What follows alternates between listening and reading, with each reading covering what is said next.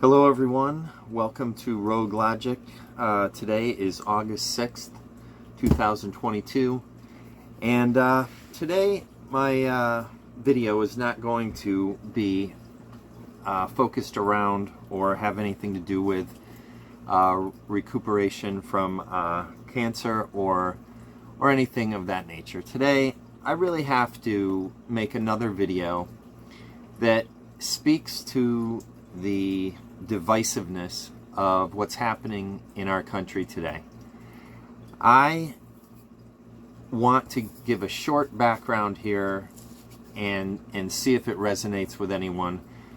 When I grew up, and what I mean by that is very formative years, being through the 70s and then high school into the 80s, I was part of a smaller group of people. I'm starting to see more and more that I had a certain naive idea that what was happening at that time was similar to what I grew up listening to, learning about the 60s and the movements involved there, as far as all of the backlash against the Vietnam War, as well as equal rights and the civil rights movement.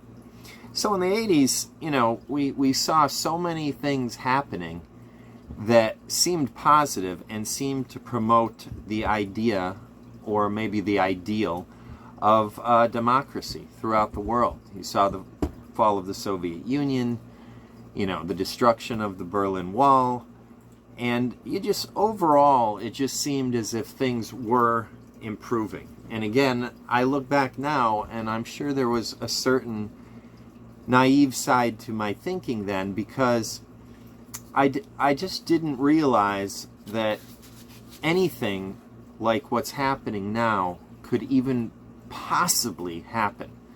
And I think that a great deal of that has to do with being kind of in the outcast community, so to speak, to always being someone who felt the minority is where I'd rather be rather than with the majority. And quite honestly, the music of the time.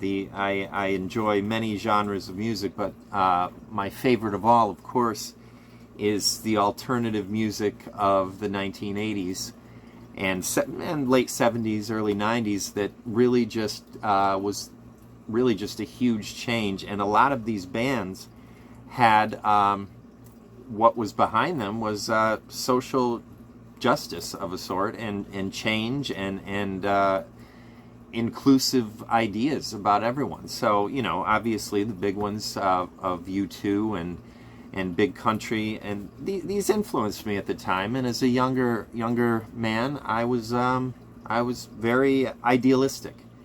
And now I still like to be idealistic, but it's not as easy, and I have to be more realistic. So I will get to my point. I think as you go on in life, you get to know that there's no black and white or good and evil with any one person, or maybe not even in most groups. But the problem is the extremism that has happened has somehow blinded some of the people in this country. So I'm just going to say where I'm coming from here. I would not generally be voting for conservative or Republican ideas. I'm not a conservative. I just don't jive with the whole idea behind it. I just don't. It doesn't work for me. It never has.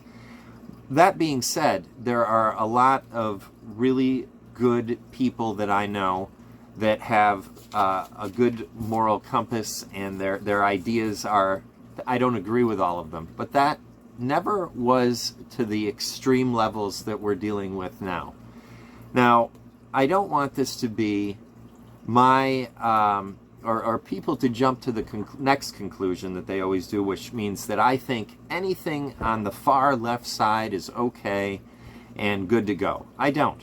there are extreme views there as well. And basically the biggest one, I think, is just this idea that, oh, nothing can be said. You know, it's a problem because free speech means free speech. You don't have to listen to what you don't like.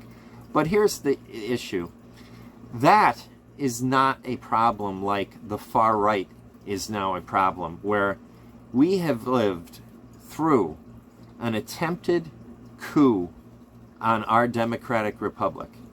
Now, I think this is a better time than any time in that I can think of for Democrats, Republicans, independents, whatever party you're in, to come together in a bipartisan manner and make sure that a criminal like Donald Trump, as well as all of his lackeys and his insane group of followers that doesn't represent the majority of this country, and the Marjorie Taylor Greenes and the Lauren Boeberts and all of the hate speakers, wake up, everybody, because he came very close to succeeding. And if he gets another chance at this, he very well may do it.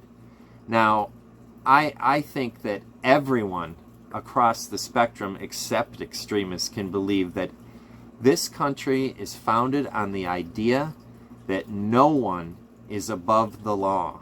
Whether it, and of course, does it work all the time in practice? No, it doesn't. Our system is flawed. But it doesn't matter that an ex-president should not be held in some regard where they are unable to be prosecuted if they have committed crimes, and basically beyond just crimes and misdemeanors, but actually attempted to overthrow the peaceful transition of an election.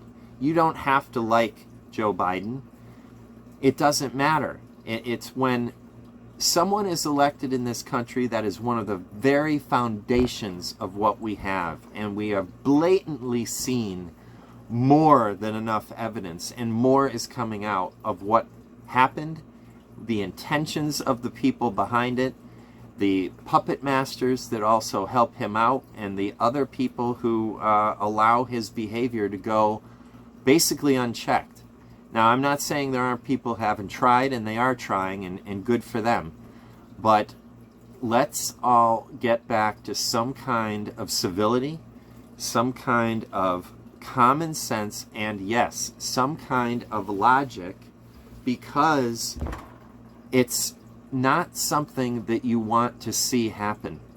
You have to be able to understand that you don't want to have a fundamentalist Christian nationalist minority of people in this country telling you what you can and cannot do. Now, this should be a universal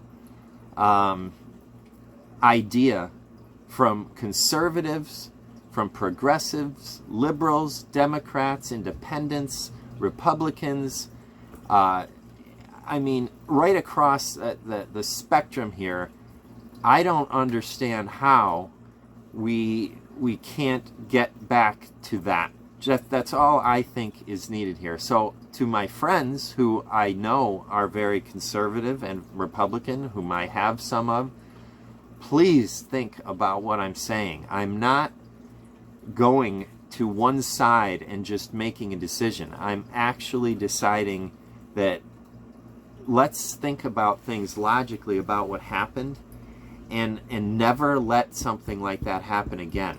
Our system is flawed like any other, but it is a beacon of hope and prosperity and everything that we were taught to believe. That's what we have to do, is to keep striving to make that happen. And no system is ever perfect, but you do not want to live under fascism, and this is what these people want. It is blatant, it is obvious, and they have every sign of fascism in everything they do. They have scapegoats. They're trying to control the media. They're trying to gerrymander voting. They're looking for anyone to blame that they can. As I said, scapegoating people, whether they be minorities, immigrants, LGBT community. It doesn't matter. They always have someone to blame. And then this strong nationalism. There's a huge difference between being patriotic and being a nationalist, which is code word for basically fascism and Nazism. We all know it, and those who don't, like perhaps Marjorie Taylor Greene and Lauren Boebert, you know, they're on the range there for me. I mean, are they aware of what they're doing? It's hard to tell sometimes. I often think that the level of stupidity is so deep that I just think it's an act sometimes, but then it seemingly isn't, which is unbelievable. But I think they actually truly believe some of the things that they spout out of their mouths. And hate speech, you gotta let it happen because we live in America, but you don't have to follow it. Don't fall prey to that because it's going to destroy this country. So with that, I hope everyone finds a way to mend bridges between the conservative and liberal communities, as well as in our Congress. The conservative and liberal representatives and senators work together on this one, because this is as important as an issue as it can be. With that, I wish everyone a great weekend, and be kind to one another whenever you can, which is almost all the time. And always be kind to animals, for fuck's sake. I mean, you don't need any reason. Just do it. They're great. Peace, everybody.